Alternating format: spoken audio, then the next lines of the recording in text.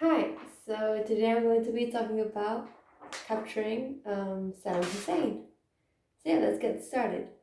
Well, he was on the 5th of November 2006.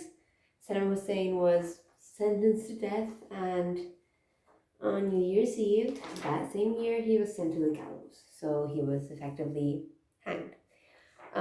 Obviously, to be sentenced to death, you first need to be captured, and well, turns out Saddam Hussein, it costs like quite a lot of time, effort, and money just to capture him. So let's get into it. Well, like around 2003, well, not even 2003. No. Like even before that, people saw Saddam Hussein as sort of an international boogeyman, I guess. He was seen as this figure who could potentially threaten the security of the world. Hussein had taken control of Iraq back in 1979, and he had embraced this Arab nationalist idea called Baathism. I'm sorry for any pronunciation mistakes. Well, the guy he I don't know how many coups he was involved in. Like he was involved in this attempt to assassinate the Iraqi prime minister in 1959. Then he served time in prison for being involved in another plot, like in another assassination. And then he was involved in this successful Ba'athist coup in 1968. And and by that point, he was now the vice president of Iraq.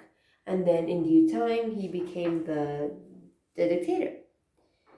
So yeah, he involved in Iraq in this war between Iran and Iraq. So the Iran-Iraq War during the 1980s, and the first Gulf War, famously in the early 1990s. I think it started in 1991. Well, he also involved Iraq in it after Iraq famously invaded Kuwait.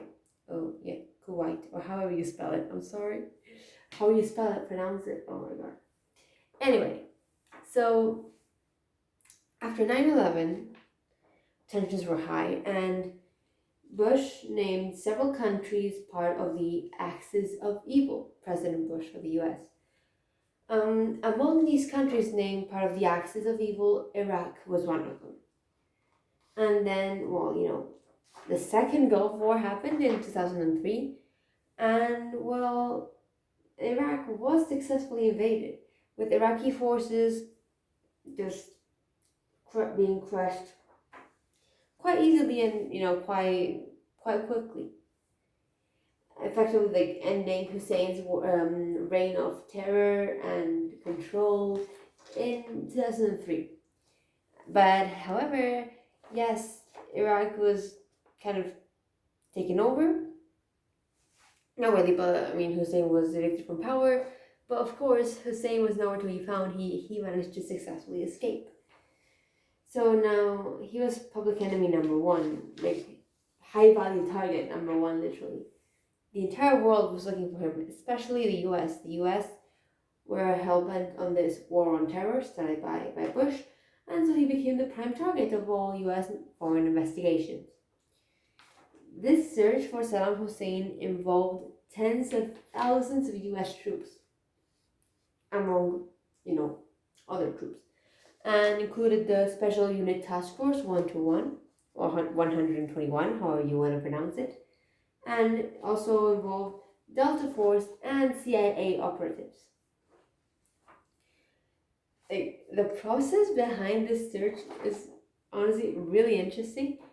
It involved thousands of interrogations, and even really mafia-like, drawing up family trees, kind of like who could possibly be in contact with Saddam Hussein.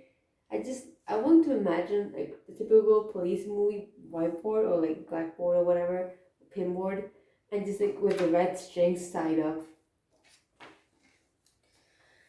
And yeah, so They then found this guy who would prove really useful and would be the prime focus of the investigation. Again, I'm gonna butcher his name, but I'm gonna try. Muhammad Ibrahim al Muslit. He was the prime focus, and he was apprehended finally in Baghdad, and he revealed Hussein's location. Well, he didn't pinpoint him like where he was exactly, but he did reveal that he was near his hometown of Tikrit, which I guess I understand the logic behind it, but dumb move, going back to the hometown when he wasn't in the hometown, but was you know relatively near. So obviously the U.S. troops had to go to where he was near Tikrit. Yeah, Tikrit. This actual whole operation was named Operation Red Dawn after a Patrick Swayze movie. Yes, Patrick Swayze. And there were two possible main hiding locations where they thought they would find Saddam Hussein. One of them was named Wolverine 1, and the other one was named, you guessed it, Wolverine 2. This, I think, involves also the Patrick Swayze movie. I don't know what's the story behind the Patrick Swayze movie, but I do know that the operation to capture Saddam Hussein was named after a Patrick Swayze movie. So that's kind of interesting. Both like Wolverine locations didn't yield absolutely anything. Hussein was nowhere near. I mean, not nowhere near, but he wasn't there. And there was this other location which was deemed less likely. I mean, it could have Hussein in it, but let's like only go there if none of the Wolverines actually like show any results. And that's a small farmhouse. They went into the farmhouse and interrogated many people working there, but eventually found a hole. And when they went to investigate, they found Saddam Hussein in there because his voice had become like his voice was recognizable, and an Iraqi translator recognized the voice. And yeah, that's where Hussein was. And when the world heard this, instead of hearing, we have found Saddam Hussein, high value target number one, no, it wasn't like that. They literally announced the the not discovery, the finding of Hussein with the word jackpot. They literally used the word jackpot to describe it. And well, once Hussein was arrested, he tended to be really chatty, really talkative, and even in his trial, he was really talkative, but he also tried to assert his authority in his own trial. Like, come on. And his trial was one for the history books, I'm telling you. The chief judge resigned, a co-defendant had to be removed, and Hussein's own lawyer was murdered. Like, that trial was crazy. A lot of people going on about the OJ trial that happened like a long time before that, but no one really appreciates the Hussein trial. But I mean, ultimately, they reached the verdict that he was extremely guilty, no doubt about that. But he should be sentenced to death, and he was hanged. And there's actually recorded footage of it. You can actually see it, the actual execution of Hussein, Saddam Hussein.